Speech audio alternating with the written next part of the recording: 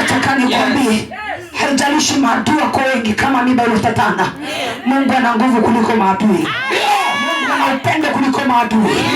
Anasema najua mawazo yanayowazia ninyi ni mawazo ya amani.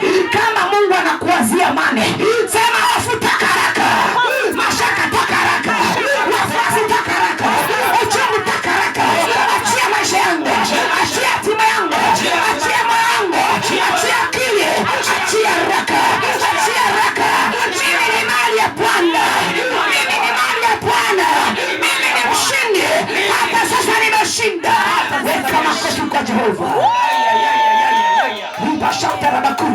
Kuna kitu Mungu anaendelea dada hapa. Binti pale. Kuna kitu Mungu anaendelea juu yako.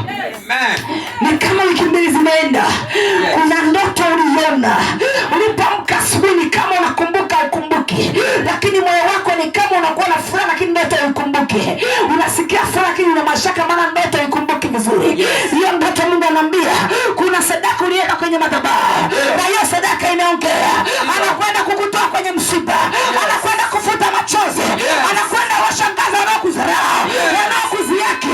Hawatakudhihaki tena. Pokea majibu yako. Pokea rehema. Pokea kibali Mungu uzidishe. Kwa jina la Yesu Kristo. Anakuja. Mungu ananiambia eneo la mji wako. Kuna jambo alikutendea kwenye mji wako. Pale nyumbani kuna kipindi ulikuwa ukikaa pale nyumbani, unasikia hofu, unasikia mashaka, unasikia wasiwasi, unatamani uame boma. Haleluya. Mungu ananiambia kuna kitu alikuja akakafanyia kwenye ile mji. Lakini Mungu ananiambia kuna siku ulikuja kwenye madhabahu, ulikuwa una uchungu sana kwenye roho yako. Lakini wakati mtumishi wa Mungu anafundisha mahali hapa, ulikuwa ukimwambia Mungu nahitaji msaada, nahitaji msaada.